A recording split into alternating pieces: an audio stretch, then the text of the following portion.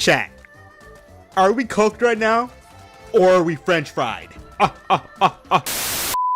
Hello everybody, what's going on? So I've been getting back into PVZ 2 and PVZ 2C just to get some future video ideas, and I noticed that Ice Shroom is available again for the very low cost of $10.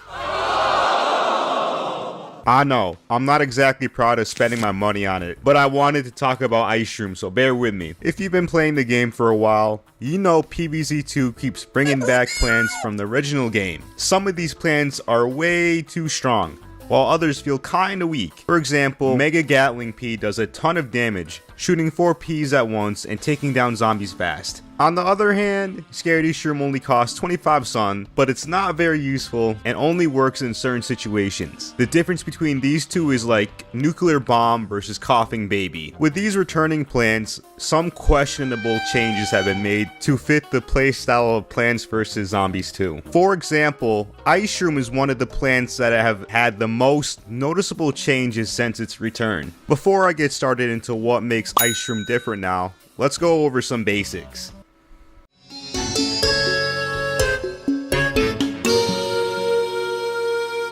Ice Shroom in PVZ1 is a stalling plant that you unlock pretty early in the game, which has a 75 sun cost. Ice Shroom can freeze all zombies on the lawn for 3 seconds, then slow them down for about 16 seconds after the freezing effect is worn off. However, airborne zombies within his range are only slowed and not frozen, unlike the other zombies. The trade-off of this strong ability is having a long recharge time of 50 seconds. Since he's a nocturnal plant, you'll need to bring in Coffee Bean to use Ice Shroom during the day, which boosts his sun cost from 75 sun to 150. Most players would agree that Ice Shroom is a pretty solid plant in Plants vs. Zombies. It's useful in almost every game mode, from adventure to survival endless, and is key for high flag runs because of its chilling ability and freezing ability, making survival rounds more manageable as survival endless gets tougher and tougher as time goes on.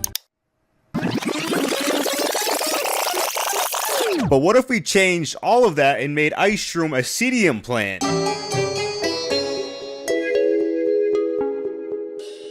In PVZ2, Ice Shroom is very different from the original game. He's received a rework that is completely different from how he behaves in the first game. They even overhauled his design to fit the more modern art direction of Plants vs. Zombies 2. To be honest, I think they should have used the All-Stars design of Ice Shroom. It matches the art style and the sprite work is already finished. I get why the devs changed up Ice Shroom. With plants like Ice Bloom and Iceberg Lettuce already being in the game doing similar stuff, it would get boring if they all had the same abilities. So giving Ice Shroom a new role actually keeps things interesting and makes each plant feel more unique. For example, Ice Bloom basically does what Ice Shroom used to do. It freezes all the zombies on the lawn and can even turn them into ice blocks. If you've ever used plant food on Iceberg Lettuce, it functions basically the same as Ice Shroom used to. So honestly, it totally makes sense that the devs wanted to give Ice Shroom something new to do instead of just repeating what other ice plants already have covered. Before I go over the stats, just a heads up, these are level 1 stats. It's easier to explain this way and keeps things simple. Ice Shroom is no longer an instant stalling plant. Now, it's a chilling melee plant that can also boost Wintermint family plants within its chilling aura. This aura covers a 3x3 area, similar to Moonflower. Its sun cost is now 175, and the recharge time is much shorter at just 20 seconds. Its melee attacks deal 200 damage every 1.5 seconds and can chill any zombies in its aura. When a Wintermint plant is inside Ice Shroom's chilling aura,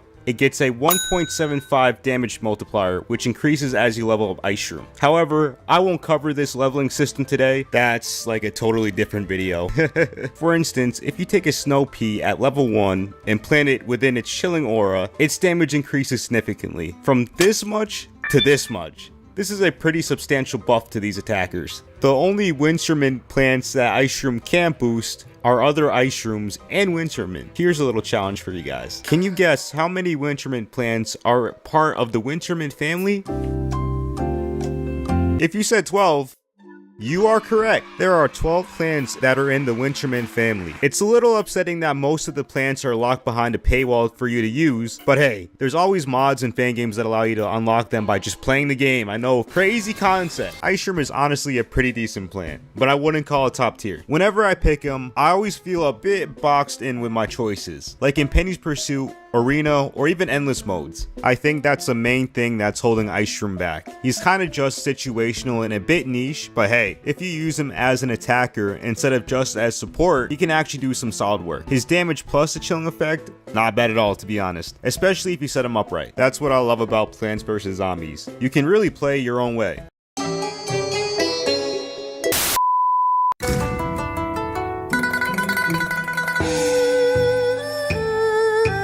Did you guys know that Ice Shroom isn't in the Chinese version of Plants vs Zombies 2? But Ice Bloom is. To be honest, I didn't know either. However, the plant that I found that is similar to Ice Shroom is Cryo-Shroom. Instead of Cryo-Shroom being a melee attacker like Ice Shroom, it's a ranged attacker like Snow Pea, but acts like a Sun Shroom. Cryo-Shroom, I think I'm saying that right, gets stronger in 3 stages as time passes. At first, he shoots ice balls that slow down zombies. After 30 seconds, his attacks get stronger and do more damage. After another 30 seconds, he reaches his final form, where his ice shots split into smaller orbs that hit other zombies in the lane. Now, I'm not that knowledgeable of 2C, but I don't think he's an adventure plant, but rather a premium plant that you unlock through puzzle pieces, like most of the plants in-game. For anybody who's confused, it works like this. So say you wanted to unlock Mega Gatling Pea. Well, you would need about 10 puzzle pieces to unlock him. These puzzle pieces can be found in the daily challenges, penny shop, and more.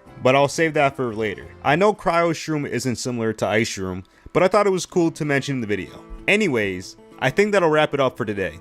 If you enjoyed these shorter videos on plants, please let me know, and I will continue making these in the future. I'll see y'all later. I hope you have a good day, or good night, or good evening, wherever you're watching this. I hope you have a good one. Later, dudes.